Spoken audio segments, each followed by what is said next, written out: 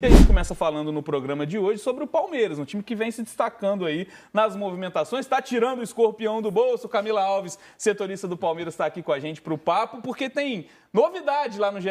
Globo, né, Camila? Boa noite para você, bem-vinda ao Tá Na Área. Além dos nomes que a gente já vem falando há algum tempo, Matheus Pereira agora é alvo do Palmeiras. Tudo bem? Pois é, Bené. Uma boa noite para você, para todo mundo que está com a gente aqui hoje, acompanhando também no Sport TV. E é como é que a gente tem dito, né, nesses últimos dias, a movimentação do Palmeiras no mercado tem sido bastante agressiva, tá deixando a torcida contente, eu acho que dá para dizer um pouco disso. E o novo nome, né, que a gente pode citar ao longo dessas movimentações é agora do Matheus Pereira.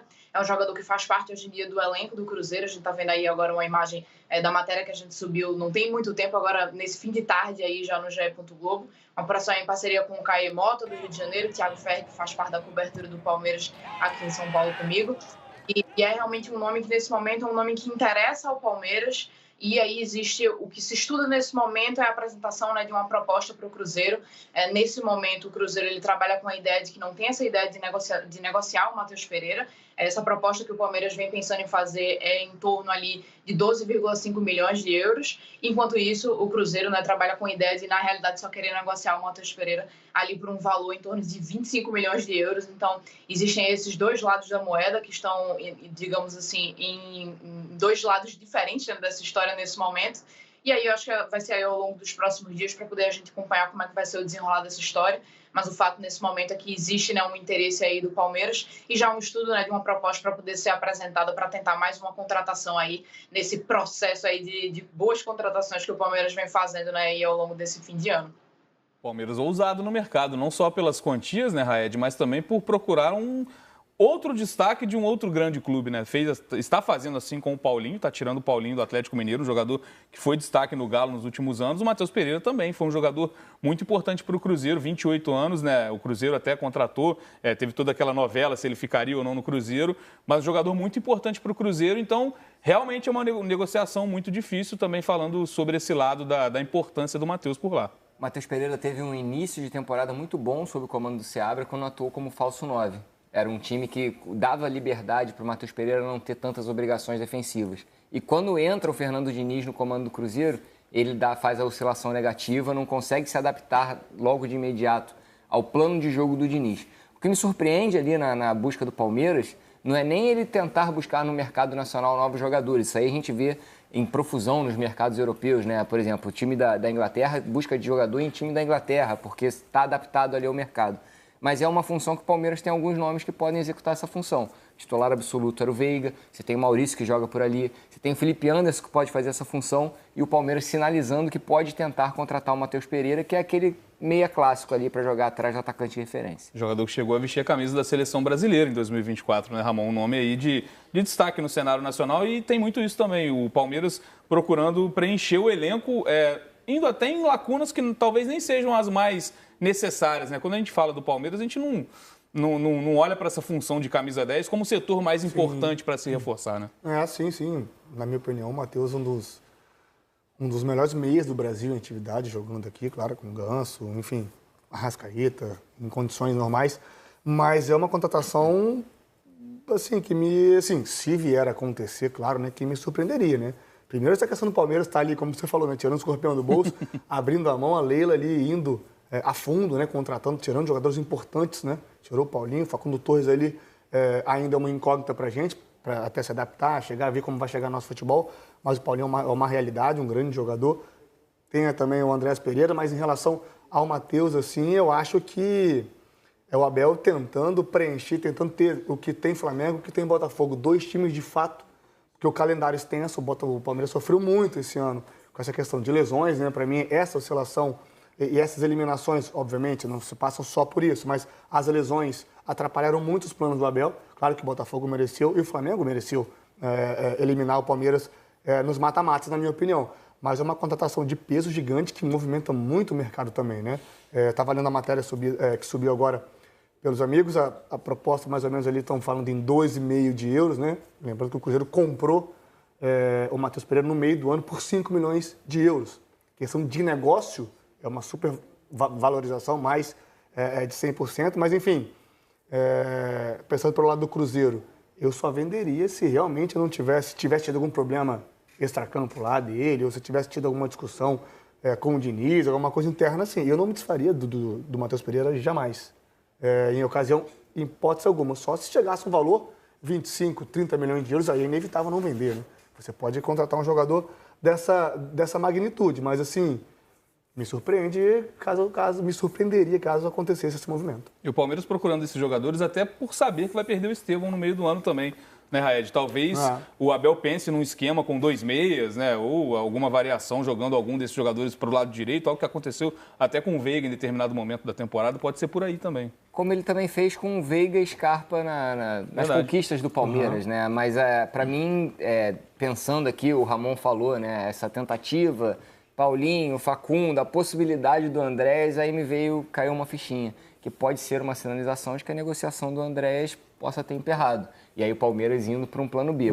Eles jogam na mesma posição? Possivelmente daria para encaixar. Andrés faz um segundo volante, mas ele é um homem de ligação de meio de campo. Então, essa sinalização do Palmeiras buscando o Matheus Pereira pode ser que indique que o Andrés a negociação do Andrés pode ser um pouco mais complicada e ele pode não vir. Até porque, né, Camila, a gente já imaginava o Palmeiras, de certa forma, agressivo no mercado, mas os valores já ultrapassavam o que a gente vinha apurando, né, em relação às cifras. Então, só pelo Andrés já seria algo que ultrapassaria muito o que o Palmeiras poderia usar para contratações. Pensando em Andrés e Matheus Pereira, então, aí ficaria um número muito acima desse limite, digamos assim, esse teto que seria imaginado para o Palmeiras. Vai muito por aí? É um ou outro? É um Pereira ou outro para esse ano no Palmeiras? Olha, eu acho que não necessariamente, tá? Olha, eu confesso que nesse caso específico do Matheus Pereira, ele é até uma contratação que, digamos assim, ela foge um pouco do desenho de reforços do que o Palmeiras vinha desenhando, pelo menos aí ao longo desses últimos dias.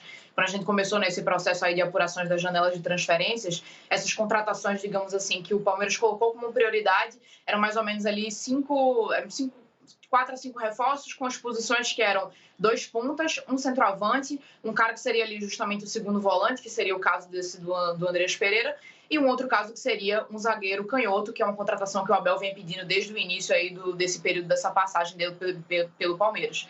Então, esse caso, inclusive, do Matheus Pereira, ele seria talvez umas características um pouco diferentes do que o Palmeiras estava desenhando de avanços realmente de mercado para esse momento. E aí vocês estavam falando um pouco de que talvez poderia ser, de repente, um sinal de que a situação, né, lá com o Furran não estava caminhando. E aí, nesse momento, o que a gente pode dizer com relação ao Andrés Pereira, são todos os Pereiras dentro dessa história, mas com relação ao Andrés Pereira, é o que acontece nesse momento. O Palmeiras fez, né, uma oferta para o Furran ali em torno de 20 milhões de euros, são os valores que a gente tem nesse momento. E aí, o que acontece nesse momento, né? O Andrés já deu um ok para os empresários dele para poder negociar esse processo aí da contratação. Iniciou, né, digamos assim, um processo de conversas, mas o Palmeiras ainda está aguardando uma resposta do Furran. E aí a expectativa é de que talvez isso só aconteça depois, já mais para o início, né, de 2025, porque nesse momento, né, o Furran está fazendo alguns jogos ainda nessa reta final de temporada. O próprio Andrés vai jogar hoje, né? Então, existe meio que essa expectativa de que vai haver ainda uma resposta. Então, essa situação aí do Matheus, acho que não necessariamente teria uma correlação direta com o Andrés Pereira, não. A gente até ficou um pouco com a dúvida, assim, se de repente teria algo nesse sentido, né, de que de repente a negociação não estaria tanto andando e aí de repente seria uma outra investida, mas pelo menos aí até o momento o Palmeiras ainda aguarda, né, realmente uma resposta do Furran para poder ver se de repente essa negociação vai avançar, né? A não ser que a Leila queira fazer um time de Pereiras. Ela comandando, Leila Pereira comandando Andrés Pereira, Matheus Pereira. Uma pena que o Abel é Ferreira, né? Não é Pereira. Não, mas ela pode tentar mudar o nome dele. Assim, eu acho que, pensando no elenco do Palmeiras, tá certo que você precisa se preparar para uma temporada, tem um super mundial no meio do caminho, no meio do ano, que é importantíssimo para os times brasileiros conseguirem ter uma visibilidade, criar a marca no exterior. Mas eu imagino que os dois eles consigam ocupar a mesma posição ali do campo, e é uma posição que o Palmeiras já tem nomes e ainda tem espaço para os meninos da base. Você tem o Thales. Mas o Andrés ali. Não é mais um segundo, não pode ser pensado como um camisa 8? O Andrés ele faz o camisa 8 também, mas o grande brilho da carreira dele foi jogando como meio armador. Inclusive, ele é convocado para a seleção brasileira jogando como meio armador. Então, ele consegue fazer também um segundo volante. Porém, é uma faixa de campo ali, a grande função do Andrés, a grande característica dele, a batida na bola, o chute de média e longa distância, ele ali como camisa 10 atrás do atacante de referência. E você já tem, como eu falei, Veiga, Felipe Anderson, que pode fazer essa função. Você tem o Maurício, que pode fazer essa função. Que também já foi um investimento alto Já no foi Palmeiras, né, na última janela. E você ainda tem jovens da base que estão subindo. O Thales jogando bola, que faz aquela função. Muito bom Você tem jogador. o Alan também, sub-20, que também faz a esquerda e faz o meio.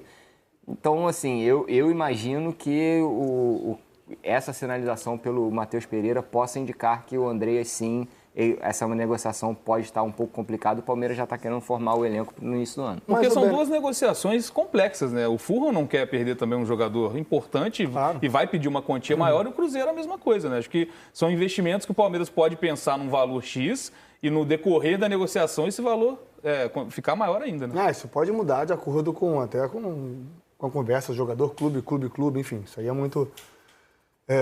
muito secreto deles, assim, né? Essa questão de negócio. Mas falando em posições, eu acho que o Palmeiras poderia pensar, como você falou antes, né? Eu acho que precisa de um 9 mais de referência. A não ser que o Abel esteja pensando em usar o Paulinho dessa maneira, como um falso 9, como um jogador com muita liberdade, ou até mesmo para fazer dupla com alguém. Como ele já fez com o Rony. Exato. Como ele já Eu fez acho com que o um Rony. zagueiro canhoto, perfeito essa ideia de ter um zagueiro canhoto. Eu acho que lateral esquerda, Vanderlan e Caio Paulista, principalmente, que não teve um ano igual teve em 23, oscilou bastante. Eles trocaram muito, né? A titularidade entre os dois jogadores. Eu acho que a lateral esquerda é uma posição que o Palmeiras poderia pensar em contratar também, já que o Piquerez, não sei se é a estimativa de volta do Piquerez, mas até ele engrenar novamente, pegar o ritmo de jogo, a confiança necessária para retomar o desempenho que ele vinha tendo antes de lesionar, demanda tempo, né? E como o Red falou, tem o Mundial. O Mundial é o momento dos clubes brasileiros se colocarem no cenário mundial e conseguirem tentar ser o protagonista, classificar, enfim, chegar o mais longe possível. Eu acho que essas posições aí, zagueiro, lateral e atacante de referência, seriam, para mim, as prioridades do time do Abel.